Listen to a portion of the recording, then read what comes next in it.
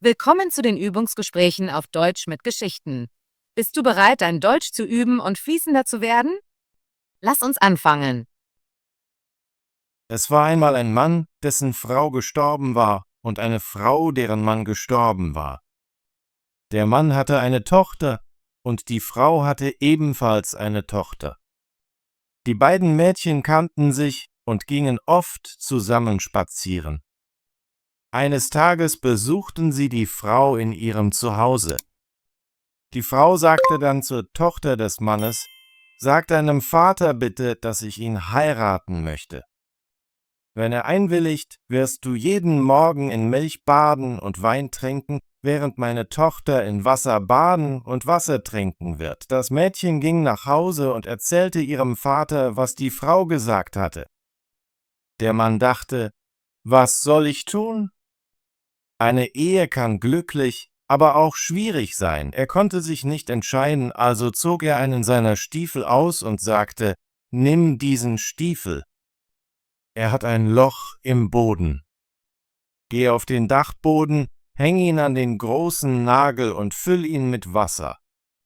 Wenn das Wasser drinnen bleibt, will ich wieder heiraten, aber wenn es herausläuft, will ich es nicht.“ Das Mädchen tat, wie er gesagt hatte, aber das Loch verschloss sich und der Stiefel füllte sich mit Wasser. Sie erzählte ihrem Vater, was geschehen war. Als er es selbst sah, erkannte er, dass seine Tochter recht hatte. Er ging zur Witwe, fragte sie, ob sie ihn heiraten wolle, und sie feierten eine Hochzeit. Am nächsten Morgen, als die beiden Mädchen aufwachten, fand die Tochter des Mannes Milch zum Baden und Wein zu trinken. Die Tochter der Frau hingegen fand nur Wasser zum Baden und Trinken. Am nächsten Morgen hatten beide Mädchen nur Wasser. Aber am dritten Morgen fand die Tochter des Mannes wieder Wasser, während die Tochter der Frau Milch und Wein hatte. Das ging so weiter, und die Frau wurde sehr unfreundlich zu ihrer Stieftochter. Tag für Tag behandelte sie schlechter, weil sie eifersüchtig auf die Schönheit ihrer Stieftochter war, während ihre eigene Tochter nicht hübsch war. Eines Winters, als alles gefroren und mit Schnee bedeckt war, machte die Frau ein Kleid aus Papier und rief ihre Stieftochter. Sie sagte: „Zieh dieses Kleid an und geh in den Wald, um mir einen Korb Erdbeeren zu bringen.“ „Ich möchte wirklich welche.“ Das Mädchen antwortete: „Aber es gibt im Winter keine Erdbeeren. Der Boden ist gefroren und der Schnee bedeckt alles. Und warum sollte ich dieses Papierkleid tragen? Es ist viel zu kalt draußen. Der Wind wird hindurch wehen, und die Dornen werden es zerreißen.“ Die Stiefmutter sagte wütend: „Leg dich nicht mit mir an. Geh und komm nicht zurück, bis du die Erdbeeren hast.“ Dann gab sie ein Stück hartes Brot und sagte: „Das ist dein Essen für den Tag“, und dachte bei sich: „Du wirst draußen erfrieren und verhungern, und ich werde dich nie wiedersehen.“ Das Mädchen gehorchte, zog das Papierkleid an und ging mit dem Korb hinaus. Draußen sah sie nur Schnee und keine grünen Pflanzen. Als sie in den Wald kam, sah sie ein kleines Haus, aus dem 3 Zwerge herauslugen. Sie begrüßte sie höflich und klopfte an die Tür. Sie sagten: „Komm rein“, also trat sie ein, setzte sich am Ofen, um sich zu wärmen, und begann ihr Brot zu essen. Die Zwerge fragten: „Könnten wir auch etwas haben?“ „Natürlich“, sagte sie, und sie teilte ihr Brot mit ihnen. Sie fragten: „Was machst du hier im Wald bei diesem kalten Wetter, in so einem dünnen Kleid?“ Sie antwortete: „Ich muss einen Korb Erdbeeren finden und kann nicht nach Hause, bis ich das getan habe.“ Nachdem sie ihr Brot gegessen hatte, gaben sie ihr einen Besen und sagten: „Bitte kehre den Schnee vom Hintereingang weg.“ Draußen sprachen die 3 kleinen Männer untereinander: „Was können wir ihr geben, da sie so freundlich ist und ihr Brot geteilt hat?“ Der erste sagte, ich wünsche mir, dass sie jeden Tag schöner wird. Der zweite sagte, ich wünsche mir, dass Goldmünzen aus ihrem Mund fallen, wann immer sie spricht. Der dritte sagte, ich wünsche mir, dass ein König kommt und sie heiratet. Das Mädchen tat, was die kleinen Männer verlangten, und kehrte den Schnee. Zu ihrer Überraschung fand sie echte reife Erdbeeren, die im Schnee wuchsen. Freudenstrahlend sammelte sie in ihren Korb, dankte den kleinen Männern, schüttelte jedem die Hand und eilte nach Hause, um ihrer Stiefmutter das zu bringen, was sie sich gewünscht hatte. Als sie eintrat und »Guten Abend« sagte, fiel eine Goldmünze aus ihrem Mund. Sie erzählte ihrem Vater, was passiert war, und mit jedem Wort fielen mehr Goldmünzen, bis der ganze Raum damit gefüllt war. Die Tochter der Stiefmutter sagte, »Sieh dir an, wie sie mit Gold prahlt.« Doch heimlich war sie neidisch und wollte auch in den Wald. Die Mutter sagte, »Nein, mein Schatz, es ist draußen zu kalt, du könntest krank werden.« Doch ihre Tochter bestand darauf, und schließlich gab die Mutter nach, machte ihr ein schönes Pelzkleid und packte ihr etwas Essen ein. Das Mädchen ging in den Wald zu dem kleinen Haus. Die 3 Zwerge lugten wieder heraus, aber sie begrüßte sie nicht und sagte kein Wort.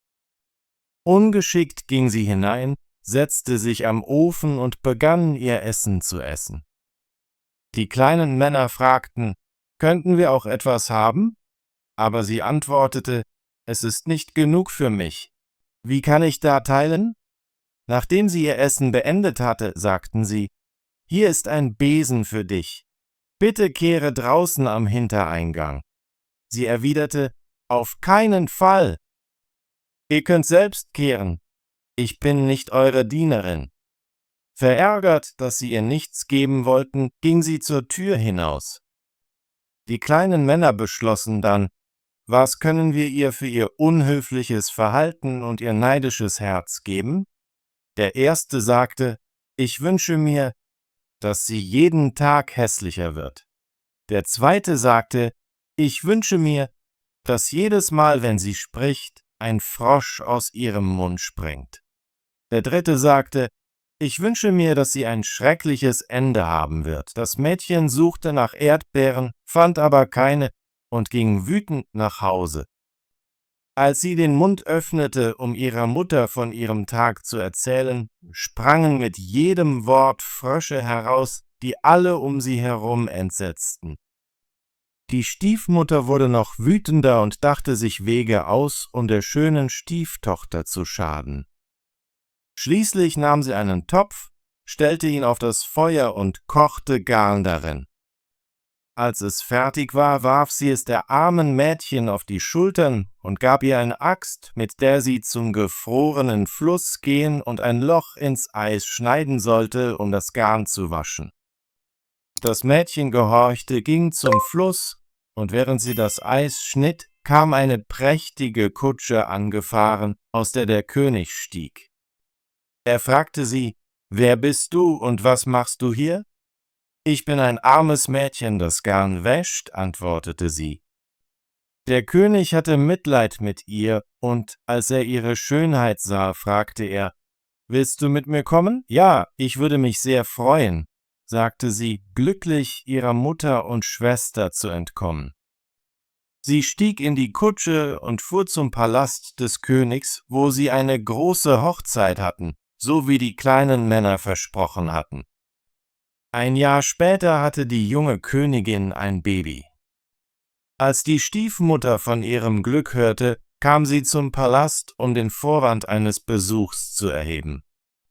Eines Tages, als der König nicht da war und niemand in der Nähe war, packten die böse Frau und ihre Tochter die Königin an Kopf und Füßen, zogen sie aus dem Bett und warfen sie aus dem Fenster in den Fluss. Die hässliche Tochter lag im Bett, und die alte Frau deckte sie zu. Als der König zurückkam und mit seiner Frau sprechen wollte, sagte die alte Frau, »Pes Ste, du kannst jetzt nicht mit ihr sprechen. Sie schwitzt viel und muss sich ausruhen. Der König glaubte ihr und kam erst am nächsten Morgen wieder.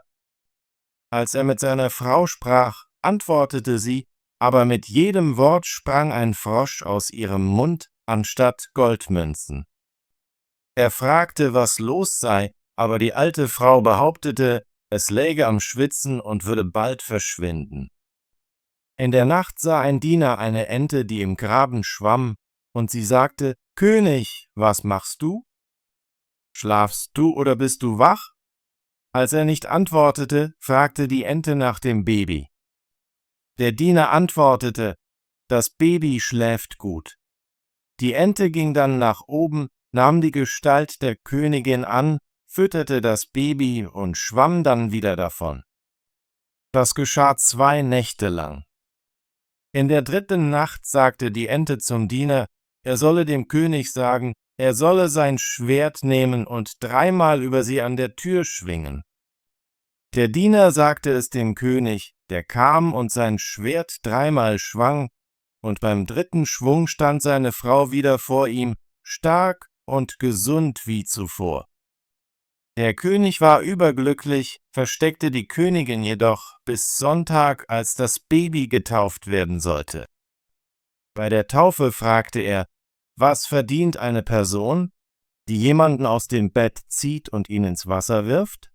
Die alte Frau antwortete, sie verdient es, in ein Fass voller Nägel gesteckt und den Hügel hinunter ins Wasser gerollt zu werden. Der König sagte, du hast dein eigenes Schicksal beschlossen, und befahl, dieses Fass zu machen, steckte sie und ihre Tochter hinein, versiegelte es und rollte es den Hügel hinunter in den Fluss. Tolle Arbeit! Möchtest du dein Deutsch üben und fließender werden? Bitte abonniere unseren Kanal und aktiviere die Benachrichtigungsglocke, damit du keine unserer kostenlosen deutschen Geschichten verpasst. Wir sehen uns im nächsten Video.